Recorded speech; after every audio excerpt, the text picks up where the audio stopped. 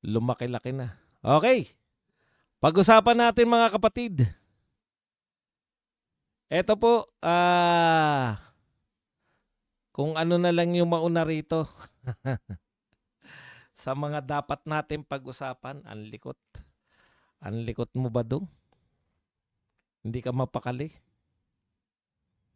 Mamaya po, may Noche Buena na po. So sa mga may handa, Happy Noche Buena. Sa mga walang handa, itulog nyo na.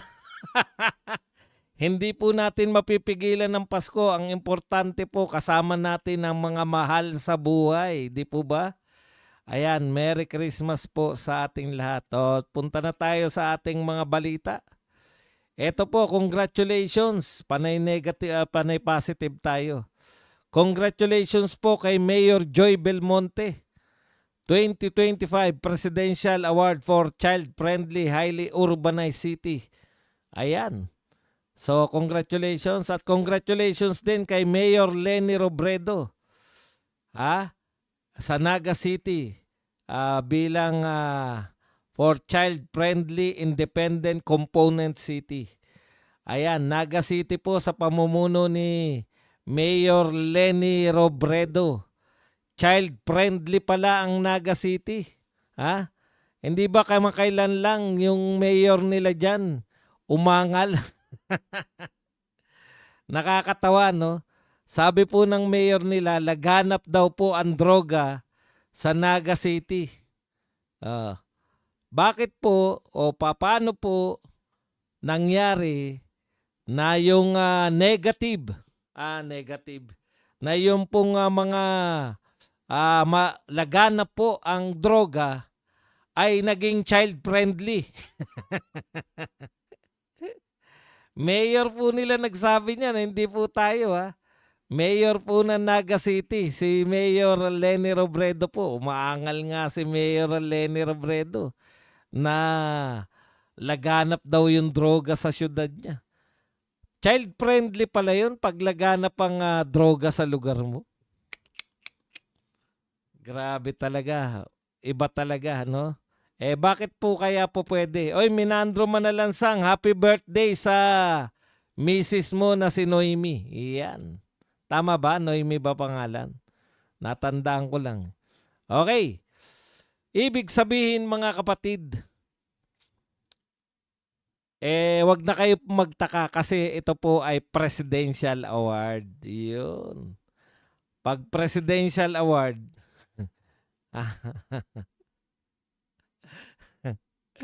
iba po yung iba po yung child-friendly sa presidente. Kaya wag na kayo magtaka.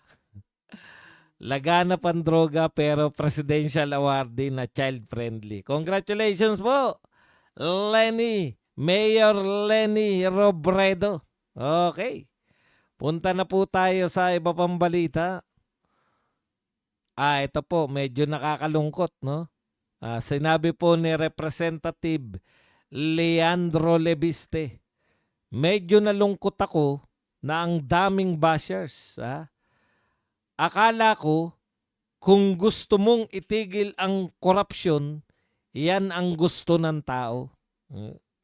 Nakakapagtaka bakit ang daming galit na ilabas ang files tungkol sa budget insertion. Okay, talagang halatang-halata na bata pa sa politika itong si Leandro Lebiste, si congressman. Kasi nagtataka pa siya Bakit daw ang dami niyang bashers? Akala ko ba, sabi niya, no? Akala ni Congressman Leandro Lebiste, pag ikaw ay anti-corruption, panay papuri. Panay papuri ang aabutin mo. Hindi po. Dito po, sa gobyernong ito, correct kayo, Congressman Lebiste, panay bash ang aabutin mo. Hindi lang yun. No? Aawayin ka, no? Pasasamain ka ng mga tao. Bakit ka nagtataka, Congressman Lebiste? Ngayon, alam mo na ngayon. Kasi hindi lang po yan yung gobyerno. Hindi lang po yung mga trolls, kasama po kasi na nagmamanipulate sa utak ng mga tao. Ah, kasama po sa mga nagmamanipulate ay yun pong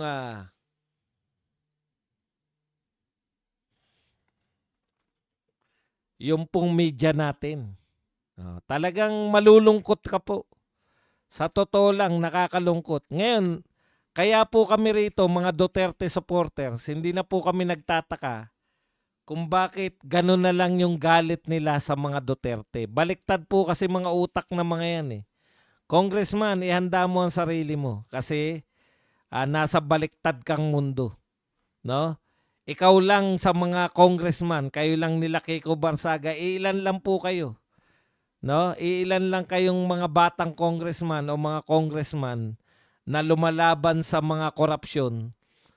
Hindi mo alam ang kalakaran. Dito sa Pilipinas, pag lumaban ka sa korupsyon, ikaw ang masama.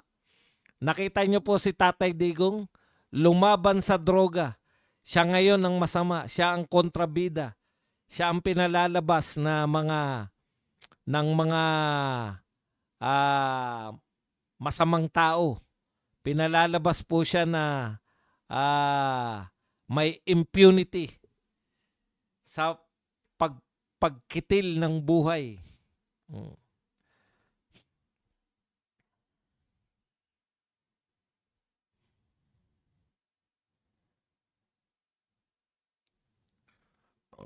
Okay. Dapat makita mo rin yung ginawa nila. Dapat natututo ka rin. Congressman Libiste sa ginawa nila kay Congressman Mio Mio Barsaga. Imaginein mo kung sino po ang mga nagsasabi ng totoo dito, siya po ang minamasama. Si BP Sara, nakita nyo naman, walang ninakaw pero pinalalabas na magnanakaw. Ganun po talaga eh. Dito sa Pilipinas ngayon, sa gobyernong ito, ang gumagawa ng mabuti, siya yung pinasasama. Ang gumagawa ng mabuti, siya yung ginagawang kontrabida. Pero wag ka mag-alala, Congressman Libiste. Iilan lang yang mga yan. Baka akala mo naman napakarami nila. Konti lang po yan. Yan yung mga Dilawan Kakamping, Makabayan Black, at saka yung mga loyalista. Kaya lang po mukhang nakakarindi. Kaya lang mukhang marami sila dahil marami silang trolls. At higit sa lahat, kontrolado nila ang media. Ayan. Ayan na naman kayo. Ayan na naman kayo na alam niyo po, ganito no, uulitin ko po. Tayo po mga Duterte po, ako po Duterte supporter po ako. No? Hindi naman po kiniklaim ni Leandro Libiste na siya po ay Duterte supporter. Parang si Rowena Guanzon yan, sinasabi niya nga pink siya. Pero hindi po ibig sabihin nun na tayo po ay naniniwala na porket nagsasabi ka ng totoo ay Duterte ka na. Hindi po tayo naniniwala dyan sa ganyan. Huwag po kayo mag-alala, hindi po tayo nagpapabudol. Ang tatalino nyo na na mabubudol pa ba kayo? Kayo naman, no? Natutuwa tayo, may mga katula. Iba po yung natutuwa ka, iba po yung kiniklaim mo na siya ay Duterte. Magkakaiba po yun. No? Hindi naman po sila Duterte supporters. Kahit nga Duterte supporters sila, basta balang araw, kinontra nila si Duterte. Bakit po tayo sa kanila kakampi? Kaya po natin sila kinakampihan kasi nagsasabi sila ng totoo ngayon. Di po ba? Okay. Nagsasabi po sila ng totoo ngayon. O edi, bakit mo naman mamasamain yung sinasabi nila? Hindi ba tama yung sinasabi ni Libiste na may mga congressional insertion? May mga insertion lahat ng mga politiko sa budget? Hindi naman po natin ikinatutuwa na ganun po yun. Huwag po kayo masyadong warning kayo. Kilala naman natin po kung sino yung mga Duterte. Meron pa nga Duterte. Duterte mismo, si Tolentino. Nakita nyo naman. Oh, nakatangay ba siya sa mga Duterte? Kahit sino pong bumaliktad, kahit pa Duterte pa yan dati. Oh. Basta kinalaban na po si Tatay Digong at mga Duterte, bakit natin kakampiyan? Kayo naman, no? Kahit ano pa. Kaya wag po kayong mag-alala. Tayo po ay mga naniniwala sa katotohanan. Sino man na magsabi. Halimbawa, si Shelo Magno, nung binabanatan niya na most corrupt yung budget, sumasang-ayon po tayo ron. Mali ba yun? Oh. Pero nung binabanatan niya na si BP Sara ang dapat managot sa corrupt na budget, katarantaduhan na po yun. Ganun lang po yun. No? Wag po kayo kahit po yan mga Duterte pa mismo. Si Tolentino nga, nagpanalo sa kanya si Duterte. PDP laban pa yun. Taas pa ng tungkulin nun sa PDP laban. Oh, nung bumaliktad, may kumampi ba sa kanya? Di olat siya. Masyado, ganito lang po yan. Kung tama yung sinasabi, okay tayo. Halimbawa po si Aimee Marcos. Paulit-ulit tayo kay Aimee Marcos, di ba? Sabi tayo ng sabi kay Aimee Marcos na manggagamit. Pero pag sinabi niya bang adik si BBM, mali ba yun? Mangga talaga yan si Aimee Marcos, pero tatanggapin niyo po na si Aimee Marcos po ay nagsasabi ng totoo sa maraming bagay, sa maraming pagkakataon. Pero naniniwala ba tayo na si Aimee Marcos ay hindi manggagamit? Naniniwala po tayo na manggagamit siya. 'Di ba? Siya nga yung dahilan kung bakit naging kapartner ni BP Sara si BBM. Ganun lang po yun. Huwag po kayo masyadong mag-alala. Kung mali na po nung sinasabi ni Libiste, bakit mo siya kakampiyan? Halimbawa si Rowena Guanzon, naniniwala ba tayo na pag tumakbo siya ng senador, ginamit niya lang yung mga Duterte? Natural. Pero, bakit mo siya aawayin kung tama naman yung sinasabi niya? Pero alam niyo na po yun. Ginagamit niya yung Duterte kasi hindi nga siya nanalo doon sa pagiging pink niya. Hindi nanalo yung kanyang party list. Okay. Balik po tayo rito kay Libiste. Yan yung sinasabi natin, no? Libiste, kung talagang ikaw ay itutuloy-tuloy mo yan, marami talagang aaway sa'yo. Mga makapangyarihang tao ang aaway sa'yo. Katulad ng nangyayari ngayon sa mga Duterte. So kung hindi mo kaya yan, tinignan mo lang sana yung ginawa kay 'di ba? Kay Congressman Mio Mio Barsaga. Nakita nyo naman ngayon. Suspendido. Samantalang nagpapahayag lang siya ng kakaiba. Okay. Next po tayo. Ito po, si Odi Guimora, bumabanat na naman po, no? Yan. Alam nyo, kiyan kayo ng kiyat. Ayan, buti pa sila, tampo nila, nagka-due process. Yung libo-libong pinapatay ni Duterte, Bongo at Bato, kulang ang parusang reklusyon perpetua. Alam mo, laos na yan, Odi Guimora. Ito lang ang tanong ko, talaga bang maka-human rights kayo? Kasi human rights kayo ng human rights eh. Isang tanong lang, Odi Guimora. Ito yung yung director, artista, singer. Tanong ko lang sa'yo, Odi Guimora. Anong masasabi mo naman doon sa 5 taon na nagkakaroling? Na pinagsamantalahan ng 2 adik. Hindi pa po na nasiyahan.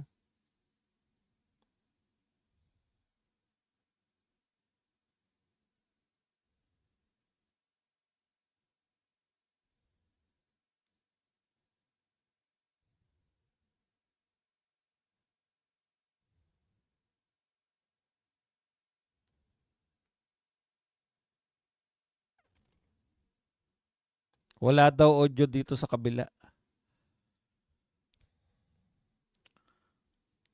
Okay.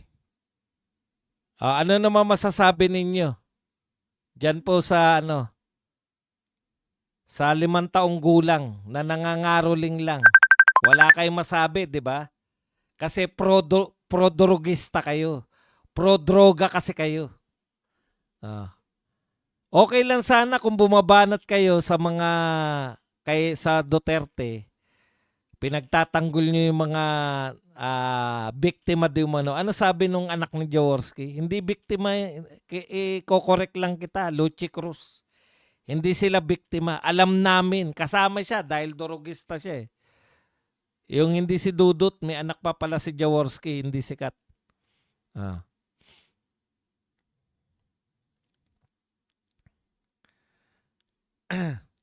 Kasama pala, no? Ay sabi niya, hindi biktima, hindi biktima yung mga nagurgur. In fact, alam nila yung ginagawa nila.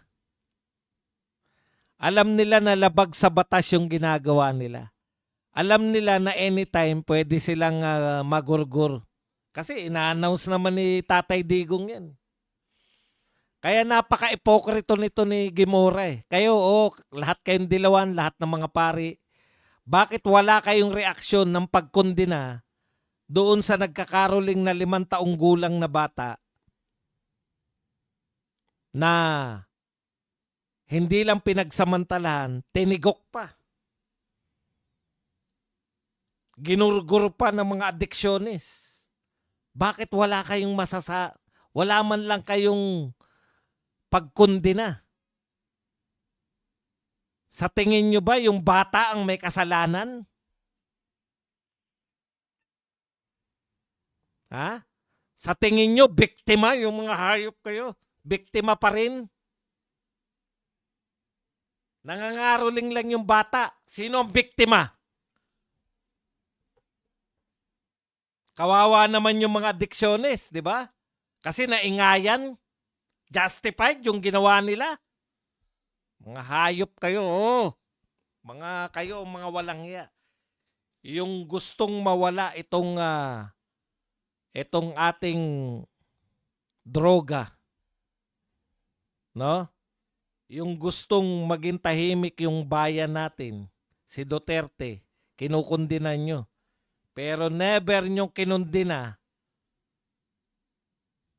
yung mga mesala. Katulad niyan. May mga pang-asar pa kayo na medyo process. Magtapatan nga tayo. Sino ba nagpakulong sa mga pumatay kay Kian? Sino ba nag-utos na ipadakip yan at parusahan? Di naman kayo eh. Si Digong Duterte.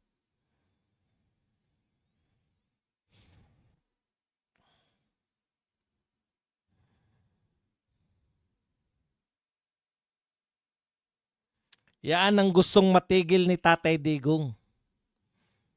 Pero biktima yan. Biktima yung 2 addictionist na yan. Sa playbook ninyo, mga dilawan at kakamping, sila ang biktima. Ganun talaga buhay. Okay, punta na po tayo. Dito po, bakit kinakailangan makulong si Recto? Nawala na yung aking... Ito po, sinabi ni Dr. Tony Lechon, na doktor po to, advocate po to ng yung isa po to sa mga nagtatanong, matagal nang in-announce ni BBM yung pagbabalik ng PhilHealth, pero hindi pa rin nakabalik sa PhilHealth. Okay. Sabi po ni Dr. Lechon, betrayal of public trust, why Ralph Recto must resign. Ang linaw po ng sinabi rito, the Supreme Court has spoken, sipuning PhilHealth funds was unconstitutional. But this is more than a legal rebuke. It is moral indictment. Okay. Bakit po kinakailangang makulong ni Recto? Ralph Recto betrayed the public trust. He undermined the sin tax law and universal health care law, diverting lifelines meant for patients into pork barrel projects. He admits it was politically wrong but insists it was fiscally correct. That reveals the truth. He values numbers over lives. Okay. Sa totoo lang po, dalawang batas yung sinasabi na nalalabag, no? Yung sin tax law tsaka universal healthcare law. Inutos pa rin nila, si Recto po ang mastermind ng pagkuha. Proud na proud po sila dyan, di po nila dininayan. Nung kinuha po nila, pinagtatanggol po nila yan na karapat dapat lang kunin yung mga pondo na yan. Wala silang pakialam nun kasi hindi pa nag-ano yung Supreme Court, di ba? Hindi pa po nagdidesisyon. Wala silang pakialam nun. Sabi nila, eto, kailangan to ng taong bayan eh. Paggagamitan, total hindi nyo namang ginagamit yung mga pera. Kami nagagamit. 10 dinala? Opo. Sa napaka galing na proyekto na flood control project. So PhilHealth Fund dinala po sa flood control.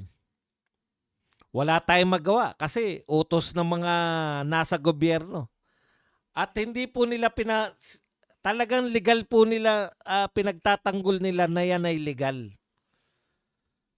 O ngayon po, sabi po ng Supreme Court, illegal. Bakit kinakailangan makulong si Recto? Illegal yung ginawa niya. Alam nga namang walang makulong. Pag sinabi po ba na illegal ang pagtitinda ng droga at ikaw ay nagtitinda ng droga, dapat ka bang makulong? Opo, dapat kang makulong kasi illegal eh. Pag sinabing illegal ang manggurgur ng tao at ikaw ay nanggurgur ng tao, dapat ka bang makulong? Opo, kasi illegal yung ginawa mo. Sinabi ng Supreme Court, illegal yung paglilipat ng pera mula PhilHealth papunta sa flood control project. Illegal. Dapat ka bang makulong? Oo. Dapat lang makulong si Ralph Recto para matigil na po itong mga. Pag hindi po nakulong yung mga yan, nakakatakot po kasi mga pronouncement ng mga to eh. Wala daw criminal liability. Sabi ko, imposible namang walang criminal liability. Lumabag kayo sa batas tapos walang criminal liability. Sinadya ninyong labagin yung batas. Tapos walang criminal liability. Hindi po totoo yan. Ano na lang po ang mangyayari sa atin? Pwede kayong gumawa ng krimen. Tapos pag nahuli kayo, ang magsusoli ng ninakaw ninyo, taong bayan.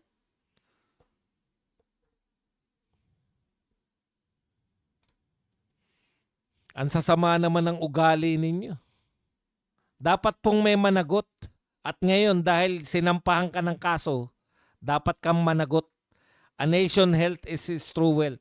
Intelligence without wisdom and cleverness, without moral values are dangerous when wielded against the vulnerable. Correct. Ito po, accountability demands more than returning the money. It demands resignation. At hindi lang po yan. Kulang pa rin po yung resignation lang ni Recto. Dapat po talaga makulong siya. Health is not a fiscal footnote. It is the foundation of national strength. To betray it is to betray the nation itself. Tony Lechon. Okay. Alam nyo, ang pangit po talaga, no? Nasasabihin, isosoli lang nila yung Okay nga sana kung isosoli talaga eh. Hindi po eh. Sa atin din kukunin eh. Pera din po natin ang isosoli nila. Tapos wala silang pananagutan. Di pwede po nilang ulitin uli yan. Yun nga pong mga nababasa na nga natin ngayon na teka nga pala, Pasko na bukas. Noche Buena na po ngayon. Bukas Pasko na. Asan na po yung mga makukulong daw bago magpasko? Diskaya lang. Ang daming kontraktor. O wag na po yung mga masamang opisyal. Kontraktor lang po muna tayo. 15 yung sinabi ni BBM na kontraktor. Bakit Diskaya lang po ang nakakulong? Kontraktor muna. Kasi yung Diskaya nagbulgar ng mga mastermind. Yung Diskaya kasi nagsalita sila ng mga kriminal dyan sa Kongreso. Yun ang pinakamalaki yung pagkakamali. Yung mga aminado na kontraktor yung mga aminadong kontraktor na sila po ay nagsagawa ng ghost project, hindi po nakulong. Kasi tahimik sila. Hindi sila nagkumanta. Yun po, ganun po ang sindikato. Manahimik lang kayo, kami na bahala sa inyo. Hindi na nahimik yung Diskaya eh. Kaya sila nakakulong.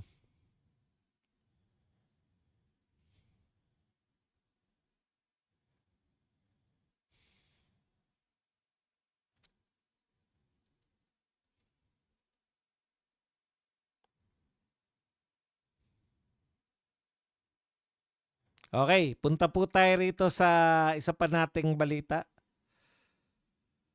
Ito po, publiko natawa sa posibilidad ng pagtakbo ni John Vic Remulla. Kasunod ng paglabas ng balita, kapansin-pansin sa Facebook post ng ABS-CBN News na una nag-ulat ng pahayag. Ang mayorya na reaksyon ay tila natawa sa ideya. Ito po 846 po. 846 yung nag-thumbs up. 34.1 34,100. Ang layo, no? 34,100 yung natawa. Pinagtawanan po si John Vic Remulla. Alam nyo po, eto, baka ipagpapauna ko.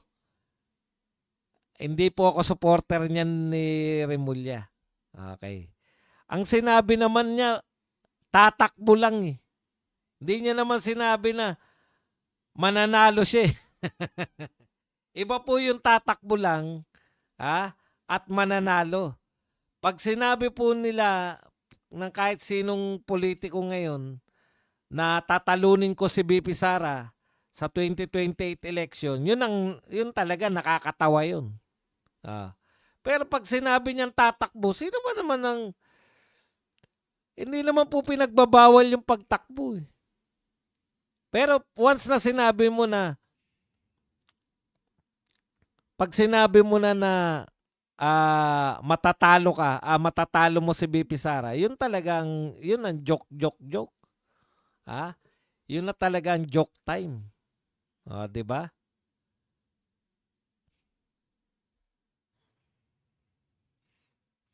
Okay, bakit pwedeng tumakbo si John Vic Remulla?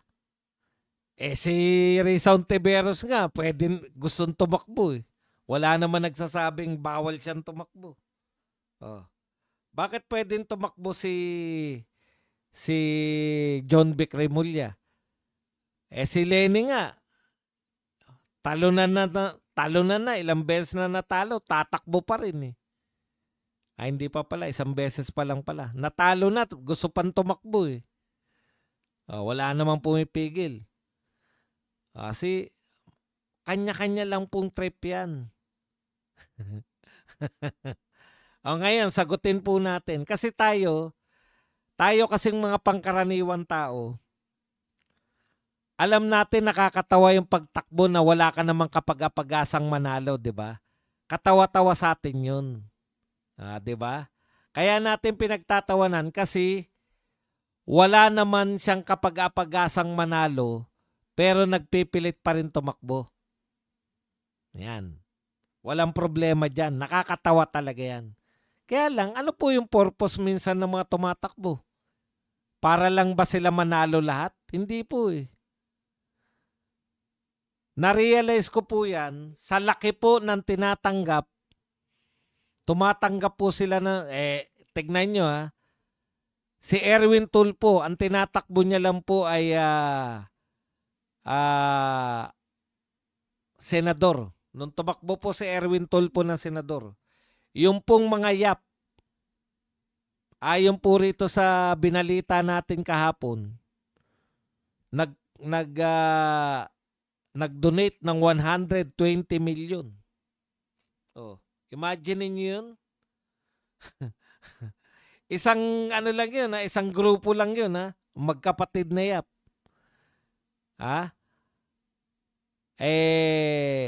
Tumanggap o nag-donate ng 120 million para sa kampanya ni Erwin Tulfo.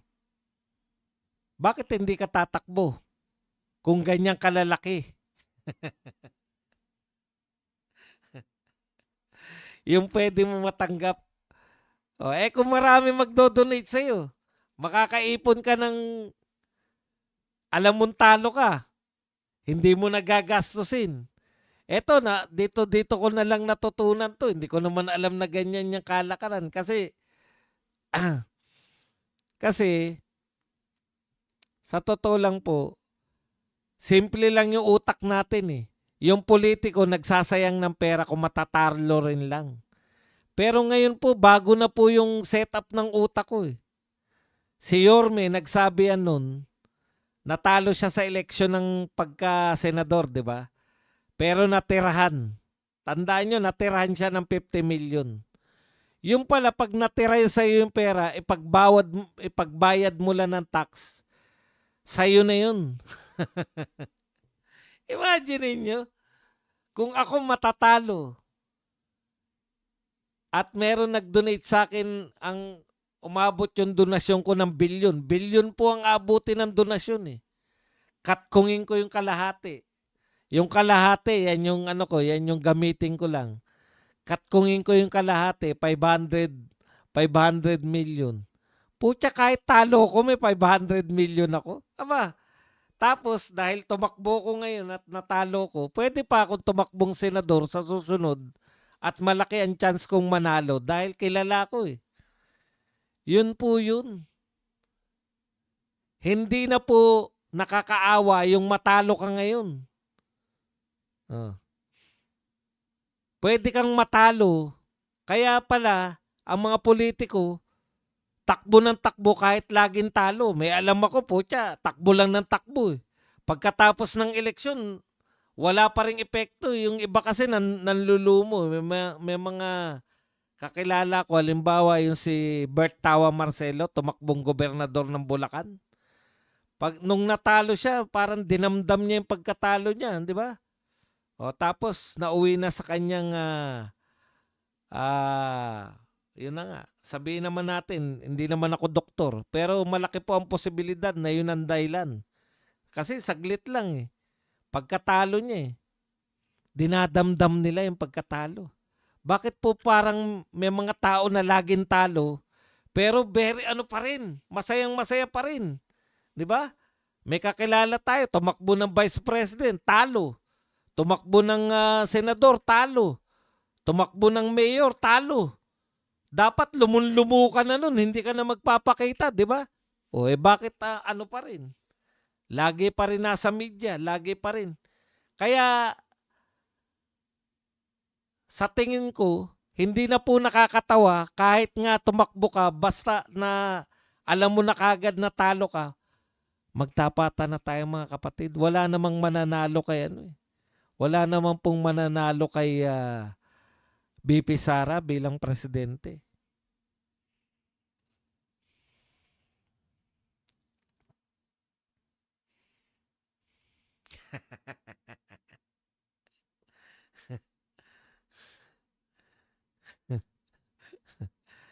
Di ba?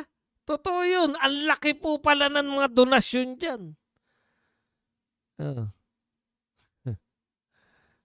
Kahit ako Kita mo si Lenny? Tignan yan si Lenny. Pagkatapos, ano mga pronouncement? Lulugo-lugo ba si Lenny? Hindi. Ang mga pronouncement niya, ang ganda na nasimulan natin. Yung pink movement daw, ang ganda daw. Putya, talunan ka ang ganda. Tapos nag-world tour. Pagkatapos matalo, nag-world tour. Oh, wala akong binibintang na kung ano.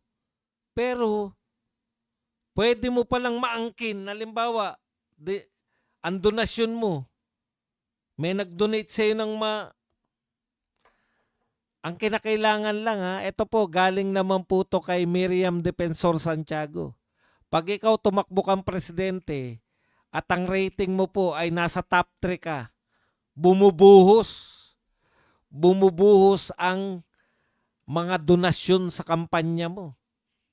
Oh.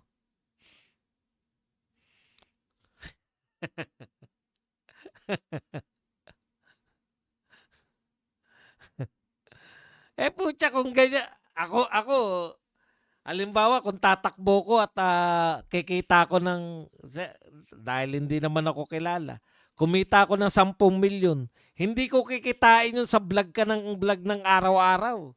Putya, 10 milyon? Tumakbo lang ako? Ba? Natirahan ako ng 10 milyon? Takbo uli ako.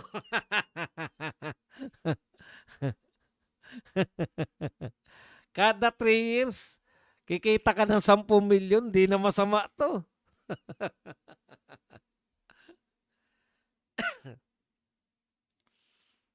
Ngayon, masisisi nyo ba si Remulla? Pero ako sa totoo lang, tanggalin nila yung pangarap nila sa presidente, yung Remulla, malaki po ang tsansa niya maging sa vice president o kung ano pa man. Kasi syempre, makakapagpakitang gilas Pwede naman pong makapagpakitang gilas si Remulla. Kahit po presidente, alimbawa, natanggap na nila. Hindi kami mananalo kay BP Sara. Ang target ka lang sumekend. Bakit? Bakit target niya lang sumekend? Kasi pag pangalawa ka sa survey, bubuhos yung donasyon, di ba? Okay na yun. Okay na ako ron. Alam ko hindi ko tatalunin. Maging second lang ako. Para pagtakbo ko ng senador sa 2031, malaki ang chance ko manalo senador. Pwede po yan, mga long term po yan Di ba? Long term po ng mga pananaw yan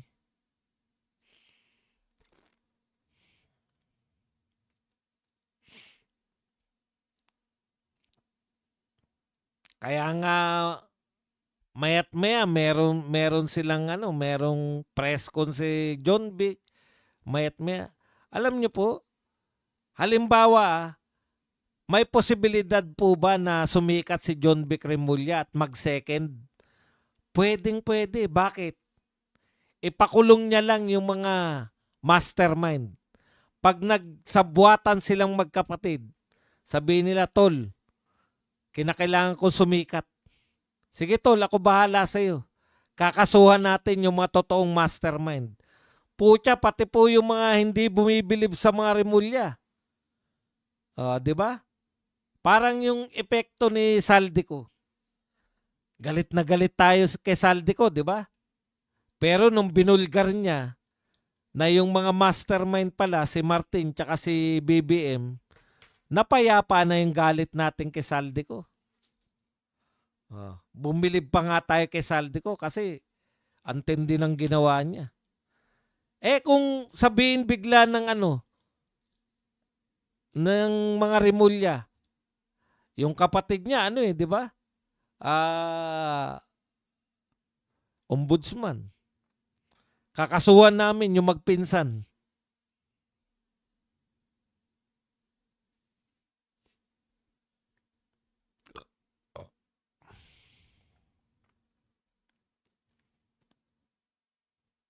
Kung magpinsan yung ipapakulong ng ombudsman, talagang grabe, pateko, hahanga kay Boying at saka dito kay John Vic.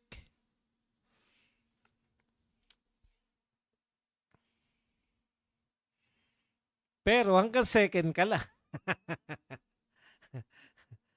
Depende po Putya, pag nag-second ka, di ang laki ng tsansa mo na pagdating sa 2031 senatorial election, nasa top 3 ka nun.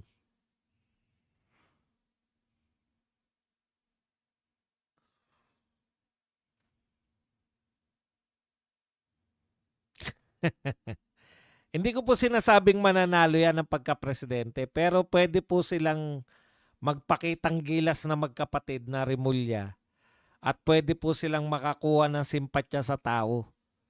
Ipakulong lang nila yung ano. Kasi siyempre mag-iisip yan si Boying. Magpapalit na presidente, wala na akong pakinabang din. Si Boying nga, kakampi dati ni Duterte.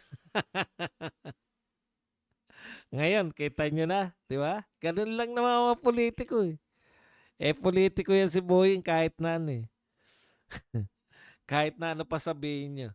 Okay, tignan po ninyo itong announcement ni ano. In-announce po ni John Vic Rimulya na si BP Sara po ay hindi nakipagtagpo kay Madriaga. Ang kinatagpo daw ni BP Sara ay si Tebes. Imagine. Ang tagal nang nagsabi si Madriaga. Yung kampo ni Madriaga, ang tagal na nagsabi na pinupuntahan siya ni BP Sara. Ngayon lang pinabulaanan. Tinansya nila eh. Kakagatin ba ng tao yung mga sinasabi ng Madriaga na yan? O nung na-realize nila, hindi kinakagat ng tao, change ano tayo? Ha? Change script tayo. Wag na natin yan, hindi ka panipaniwala. Wala naniniwala kay Madriaga, wag na natin ipilit yan. O, change topic tayo. Hindi si Madriaga ang dinadalaw. Bakit ngayon nyo lang dininay yan?